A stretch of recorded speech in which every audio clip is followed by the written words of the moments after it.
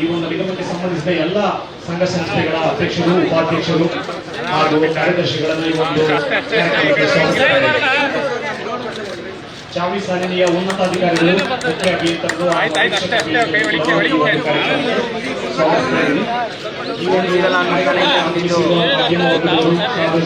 ಪ್ರವಾಸಿಗರು ಎಲ್ಲರನ್ನು ಮತ್ತೊಮ್ಮೆ ಚಾವಿ ಸಾಧನೆ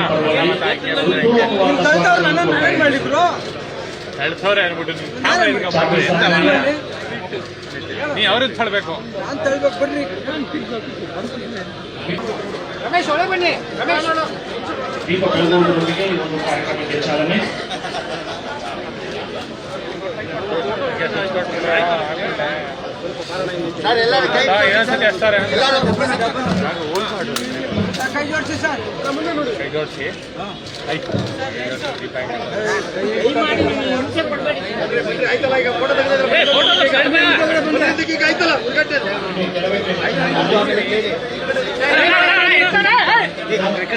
ಹಸಿರು ಚಕ್ರವನ್ನು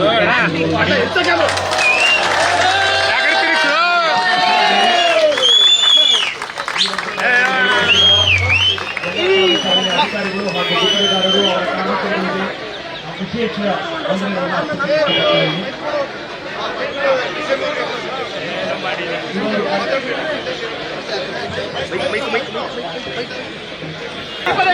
ಎಲ್ಲರಿಗೂ ನಮಸ್ಕಾರ.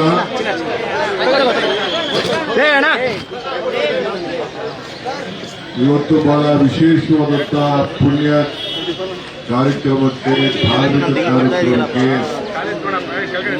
ಇಡೀ ಸಮಾಜಕ್ಕೆ ಕತ್ತಲಿನ ಬೆಳಕು ತೆಗೆದುಕೊಳ್ಳುವಂತ ಕಾರ್ಯಕ್ರಮಕ್ಕೆ ನಾವೆಲ್ಲ ಸೇರಿದ್ದೇವೆ.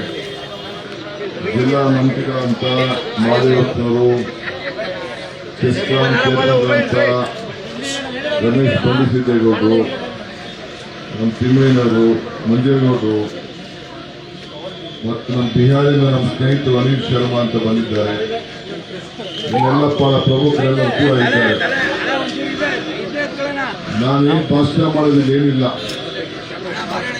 ಆದರೆ ನಾನು ಪವರ್ ಮಿನಿಸ್ಟರ್ ಆಗಿದ್ದಕ್ಕಿಂತ ನಾನು ಗಮನಿಸ್ತಾ ಇದ್ದೇನೆ, ಇತ್ತೀಚಿನ ದಿನದಲ್ಲಿ ನಮ್ಮ ಚೆಸ್ಕಾಂ ಅವರು ಜವಾಬ್ದಾರಿ ತೆಗೆದುಕೊಂಡು ಬಹಳ ಉತ್ತಮವಾದಂಥ ಕೆಲಸ, ಈ ಲೈಟಿಂಗ್ ಕೆಲಸವನ್ನ ಮಾಡ್ತಾ ಇದ್ದಾರೆ. ಅವ್ರಿಗೆ ಈ ಸಂದರ್ಭದಲ್ಲಿ ಚೆಸ್ಕಾಂ ಅಧ್ಯಕ್ಷರಿಗೆ, ಎಂಡಿಗೆ ಮತ್ತು ಎಲ್ಲ ಸಿಬ್ಬಂದಿಗೆ ಕೂಡ ಈ ಸಂದರ್ಭದಲ್ಲಿ ನಾನು ಅಭಿನಂದನೆಯನ್ನ ಸರ್ಕಾರ ಪರವಾಗಿ, ನಾಡಿನ ಜನತೆಯ ಪರವಾಗಿ ಅಭಿನಂದಿಸಲಿಕ್ಕೆ ನಾನು ಬಯಸ್ತಾ ಇದ್ದೇನೆ.